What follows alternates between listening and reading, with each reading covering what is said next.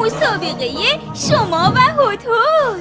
وقتی که در حال تماشای شبکه هوت‌هوت هستید، از خودتون با شبکه سلفی بگیرید و برای ما بفرستید و جایزه برنده بشید. عکس رو به آیدی @شما و هوت‌هوت بفرستید. ضمناً از طریق سایت رسمی شبکه هوت‌هوت فارسی هم میتونید عکستون رو به دست ما برسونید.